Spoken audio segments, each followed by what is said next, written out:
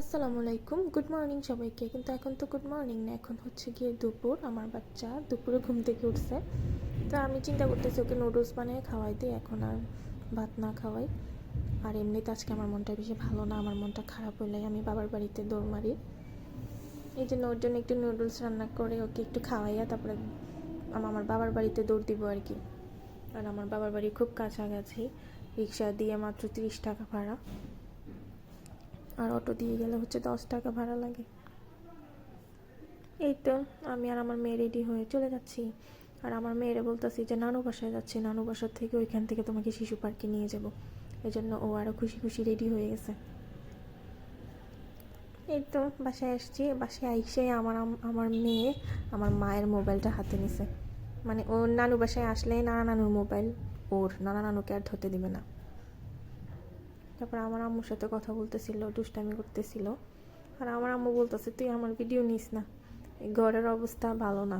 আম্মু এমনিতে একটু অসুস্থ, তো ঘুমাচ্ছিল, আমরা যাই দেখছিলাম যে আম্মু ঘুমায়।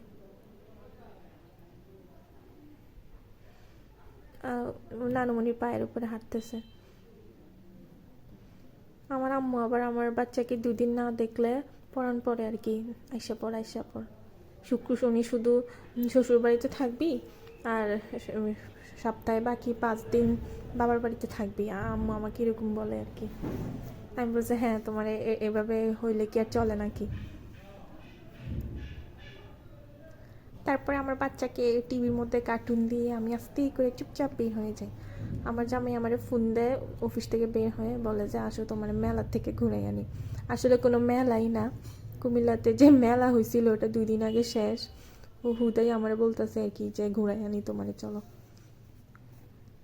তারপরে বের হয়ে গেছি, আর বলতেছে বের হওয়ার আগে ভারী একটা জ্যাকেট পরে নিতে, না হলে অনেক ঠান্ডা। আমি ফার্স্টে পড়তে চাইছিলাম না, কিন্তু না, ঠিকই বাইরে ঠান্ডাই ছিল। আর বাইকে বসলে এমনিতে একটু শীত লাগে বেশি, বাতাস লাগে বেশি। তারপর একটা পিঠার দোকানের সামনে দাঁড়াই, খোলা পিঠা ভাপা পিঠা বিক্রি করে, যেরকম একটা পিঠা শীতকালে যে এখানে পিঠা বিক্রি করে। সিরিয়াল পাচ্ছিলাম না পিঠার। তারপর কিছু কেনাকাটা শপিং করি। তারপর আমার হাজব্যান্ড বলতেছে কুমতির পাড়ের দিকে একটা দোকান আছে, ওইখানে হালিমটা অনেক মজা। ও আর ওর বন্ধু নাকি যায় খেয়ে আসছিল। হালিম আর লুচিটা অনেক মজা। হালিমটা মজা ছিল, তারপরে লুচিটাও সফট ছিল। অনেকখানে তো লুচি শক্ত থাকে, টেনে ছিঁড়া যায় না, কিন্তু এটা খুব সহজে ছিঁড়ে এসে পড়ছে।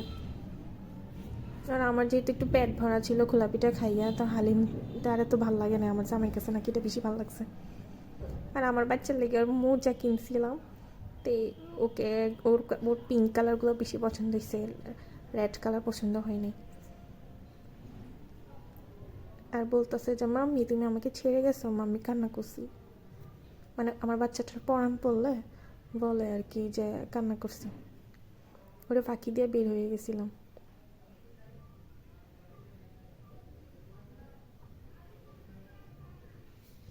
এই আর কি, কালকে আবার বাসায় চলে যাব, মানে আর কি শ্বশুর বাড়িতে চলে যাব।